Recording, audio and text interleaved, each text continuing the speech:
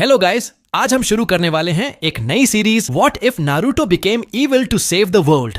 तो तैयार हो जाओ दोस्तों, और सुपर चैट और हाइप पॉइंट देना मत भूलना। कभी तुमने सोचा है अगर निंजा दुनिया का सबसे बड़ा हीरो खुद अंधेरे का रास्ता चुन ले तो क्या होगा? ये कहानी है नारुतो उजुमाकी की। वो बच्चा जो अकेला था, जिसे कभी किसी ने अपनाया नहीं, पर जिसने पूरे गांव की रक्षा की। लेकिन इस बार कहानी अलग है, क्योंकि इस बार नारुतो हीरो नहीं बनेगा, बल्कि वो बनेगा वो दानव जिससे हर कोई डरता है। उसने अपना दिल तोड़ दिया, अपनी आत्मा जला दी और सब कुछ कुर्बान कर दिया, सिर्फ एक मकसद के लिए, दुनिया को बचाने के लिए। अब वो शांति नहीं ढूंढ रहा, वो उसे बनाने जा रहा है। किसी भी कीमत पर, हर कदम पर अंधेरा गहराएगा, हर दोस्त दुश्मन बनेगा और हर सच्चाई झूठ लगेगी। क्या तुम तैयार हो देखने के लिए वो नारुतो जो भगवानों से भी आगे निकल गया, जो दुनिया को बचाने के लिए खुद शैतान बन गया? तो स्वागत है उस सफर में जहां अच्छाई और बुराई की सीमाएं मिट चुकी हैं, जहां हीरो और विलेन का फर्क अब बस नाम भर रह गया है। ये है what if Naruto became evil to save the world. चलो फिर शुरू करते हैं। झुर्रियों से भरा बूढ़ा शिनोबी अब कोई और नहीं बल्कि वही था, सातवां होकागे नारुतो। ओत्सुत्सुकी इशिकी के खिलाफ जंग में नारुतो और सास्के दोनों ने अपनी शक्तियां खो दी थीं। उन्होंने निंजा दुनिया का भविष्य नई पीढ़ी के प्रतिनिधि बोरुतो को सौंप दिया, और उसने सबको निराश नहीं किया। अपनी विशेष आंख जोगन और ओत्सुत्सुकी मोमोशिकी की शक्ति के बल पर एक समय ऐसा आया जब वह भी महान नारुतो को भी पीछे छोड़ दिया। उसने निंजा दुनिया को लंबे समय तक शांति और खुशहाली दी, पर यह शांति भी ज्यादा समय तक नहीं टिक सकी। जब ओत्सुत्सुकी शिबाई का हमला हुआ, सब कुछ राख में बदल गया। नारुतो के सबसे करीबी दोस्त, उसके तमाम साथी सब के सब युद्ध में मारे गए। अंतिम लड़ाई में सभी ने अपनी जान दांव पर लगाकर बेहोश नारुतो को एक दुनिया से कटे छोटे से द्वीप पर भेज दिया। जब वो जागा, दुश्मन जा चुका था, लेकिन पीछे बस बचा था जली हुई राख में बदल चुका शिनोबी संसार। वो घुटनों के बल गिर पड़ा, इतना रोया कि आंसू सूख गए, और फिर उसकी निर्वासन यात्रा शुरू हुई। वो कुछ करना चाहता था, पर बढ़ती उम्र और कमजोर होती शक्ति ने अब उसके हाथ बांध दिए थे। बांस की मेज के पास रखी थी एक पुरानी सी कछुए के आकार की मूर्ति, जो असल में ओत्सुत्सुकी कुल का समय में यात्रा करने वाला मैजिकल आर्टिफैक्ट करासुकी था। नारुतो की जिंदगी की सबसे बड़ी भूल यही थी कि उसने ओत्सुत्सुकी कबीले की असली ताकत को कम आंका। दूर अंतरिक्ष में निंजा दुनिया से बहुत परे एक ग्रह था, ताकामागाहारा, जो ओत्सुत्सुकी कुल की जन्मभूमि थी। वहां ऐसे लोग थे जो कागुया से भी कहीं ज्यादा शक्तिशाली थे। नारुतो और उसके साथियों ने जब कागुया को सील किया और मोमोशिकी को हराया, उन्हें लगा कि उनका दुश्मन बस इतना ही था, पर सच्चाई ने साबित किया वो सब गलत थे। कागुया को जिस भय का अंदेशा था, वो सब एक एक कर सच हुआ। इतना कहते हुए नारुतो को तेज खांसी ने घेर लिया, उसकी नजर धुंधली होने लगी। तभी बरसों से शांत वो कछुआ अचानक बोल उठा, अगर तुम्हें एक मौका मिले सब कुछ फिर से करने का, क्या तुम बदला लोगे? नारुतो ने थके स्वर में कहा, अगर सच में फिर से जीने का मौका मिला तो मैं किसी भी हद तक जाऊंगा, ताकि इतनी ताकत पा सकूं जो उन राक्षसों का सामना कर सके। सिर्फ तभी मैं अपने सबसे कीमती लोगों की रक्षा कर पाऊंगा। करासुकी कुछ देर चुप रहा, फिर बोला, किसी भी हद तक जाने को तैयार, ये शब्द तुम्हारे नहीं लगते नारुतो। वो भोला भाला आदर्शों में जीने वाला लड़का तो उसी दिन मर गया था जिस दिन उसका देश और घर दोनों मिट गए। कुछ देर की खामोशी के बाद करासुकी बोली, शायद मैं तुम्हारी ये ख्वाहिश पूरी कर सकूं, लेकिन ध्यान रहे मैं सिर्फ तुम्हारी आत्मा को भेज सकता हूँ, शरीर नहीं। तुम कभी लौट नहीं पाओगे, हमेशा के लिए उसी द्वार में फंस जाओगे। क्या तुम फिर भी तैयार हो? नारुतो हल्के से मुस्कुराया, इस वीरान दुनिया में लौटकर कर भी क्या लूंगा? फिर समय यंत्र सक्रिय हुआ और उसने महसूस किया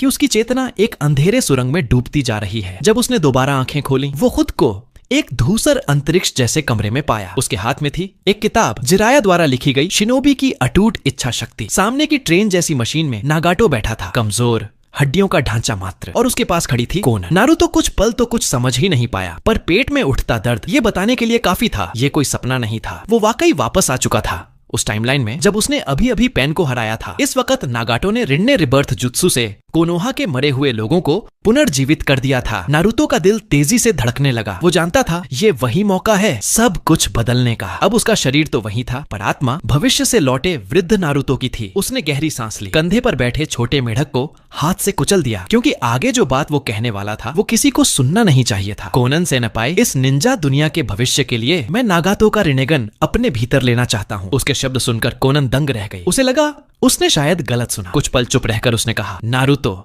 नागातो ने अपनी इच्छा तुम्हें सौंपी थी, मगर इच्छा का मतलब उसकी आंखें नहीं होता। नारुतो ने शांत स्वर में जवाब दिया, मुझे पता है सेनापाई, मगर वो जो चाहता था वो अधूरा नहीं रहना चाहिए। और वैसे भी दुनिया में और भी लोग हैं जो इन आंखों के पीछे पड़े हैं। अगर ये रिनेगन गलत हाथों में चला गया तो पूरा शिनोबी वर्ल्ड एल तबाह हो जाएगा। लेकिन कोनन फिर भी तैयार नहीं थी कि वो नागातो की आंखें नारुतो को सौंप दे। नारुतो को पहले से अंदाजा था, वो जानता था कि कोनन सेनापाई उसे यूं ही ये ताकत नहीं देगी। इसलिए बात शुरू होने के समय से ही वो चुपचाप नेचुरल एनर्जी इकट्ठा कर रहा था और फिर सेज मोड एक्टिवेट हो गया। नारुतो की आवाज गहरी और ठंडी थी। सेनापाई, ये मेरी रिक्वेस्ट नहीं है, ये मेरा कमांड है। उसने अपनी पूरी ताकत से एक सटीक मुक्का कोनन के पेट पर जड़ दिया। कोनन की ऑरेंज पुतलियां चौड़ी हो गईं, शरीर ढीला पड़ गया, वो जमीन पर गिर पड़ी। नारुतो ने नीचे झुककर कहा, माफ करना सेनापाई, बिना बेवजह की लड़ाई के यही सबसे तेज तरीका था। थोड़ी देर में सब समझा दूंगा। उसने पीछे मुड़कर कोनोहा की दिशा में देखा। आंखों में बेचैनी साफ थी, क्योंकि वो जानता था भविष्य में जो कुछ उसने खोया है, अगर वो बस एक कदम पीछे लौट जाए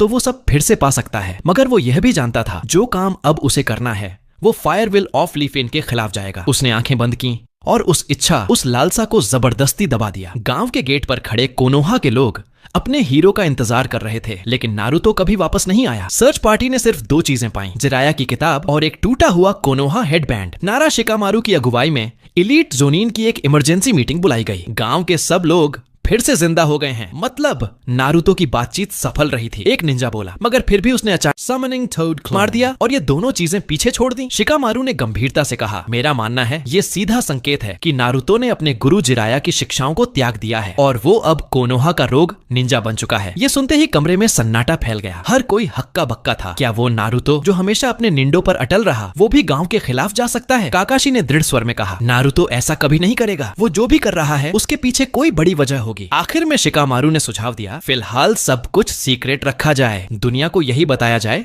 कि नारुतो सिर्फ दूर कहीं रिकवरी मिशन पर गया है। सबने सहमति जताई। दूसरी ओर नारुतो ने सुरक्षा के लिए कोनन की चक्रा को अस्थायी रूप से सील कर दिया ताकि वो अपनी पेपर बॉडी से भाग न सके। कोनन ने गुस्से से पूछा, तुमने नागातो का शरीर कहाँ छिपाया है? अब जब तुमने उसका रिनेगन ले लिया तो उसका शरीर लौटा दो। नारुतो ने धीरे से उसकी ओर देखा। पहले मेरी बात सुनो सेनापाई, सबसे पहले वो रिनेगन जो नागातो के पास था असल में उसका नहीं था। कोनन के चेहरे पर सन्नाटा छा गया। ये आंखें असल में उचिहा मादारा की थीं, कोनोहा के एक प्राचीन पूर्वज की। ये सुनकर कोनन की दुनिया हिल गई, उसका विश्वास टूट गया। ये कैसे मुमकिन है? वो बुदबुदाई। नारुतो ने मन ही मन सोचा, अब इसे यकीन कैसे दिलाऊं? फिर वो बोला, तुमने उस मास्क वाले आदमी को मारने के लिए 600 करोड़ विस्फोटक पेपर्स तैयार किए थे, है ना? कोनन का चेहरा पीला पड़ गया। वो बात तुम कैसे जानते हो? वो राज तो उसने नागातो से भी छुपाया था। फिर ये 16 साल का लड़का कैसे जान सकता है? वो अब उसे ध्यान से देखने लगी। वो नारुतो नहीं लग रहा था, बल्कि कोई जो सब कुछ झेल चुका है। आखिरकार कोनन ने कहा, ठीक है, बोलो तुम जो कहना चाहते हो। नारुतो ने आगे बढ़कर अपना हाथ उसकी ओर बढ़ाया। सिर्फ एक बार मुझसे फिस्ट बम्प करो। जैसे ही उनके मुक्के टकराए, कोनन की चेतना में झंकार उठी। एक एक कर दृश्य आने लगे। खून, तबाही, खोए हुए साथी,